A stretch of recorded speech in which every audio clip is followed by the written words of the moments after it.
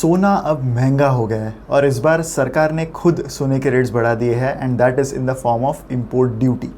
Import duty अब सोने पर 6% से 15% हो गई है। यानी अगर हम जीएसटी इसमें मिला दें तो गोल्ड ज्वेलरी पर लगभग 18% पैसा सिर्फ टैक्स में ही जाएगा। अब सरकार ने ये क्यों किया है, ये तो वेल एस्टेब्लिश्ड है। इंडिया के दो बड़े प्रॉब्लम्स रहे हैं।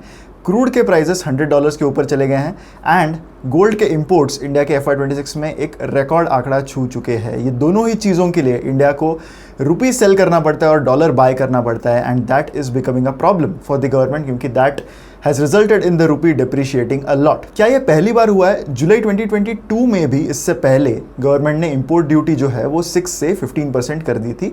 फिर आगे 2 साल बाद जुलाई 2024 में this duty was again reversed. अब ज्वेलरी कंपनीज को इससे क्या असर पड़ता है, that is the main talking point here.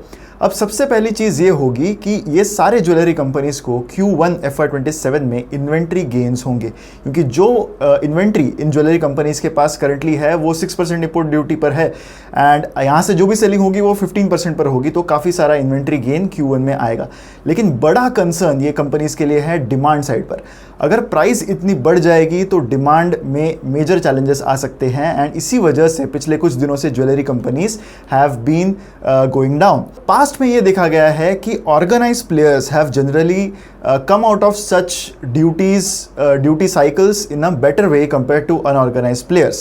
So the key monitorable here in this sector is going to be how the consumer demand shapes up in Q1, Q2 and Q3 and क्या इन सारी चीज़ों का असर overall demand पर पड़ता है। ऐसे ही videos के लिए हमारे चैनल को सब्सक्राइब करना मत भूलिए एंड बेल आइकन भी प्रेस कीजिए so that you don't miss out on any important update. Thank you.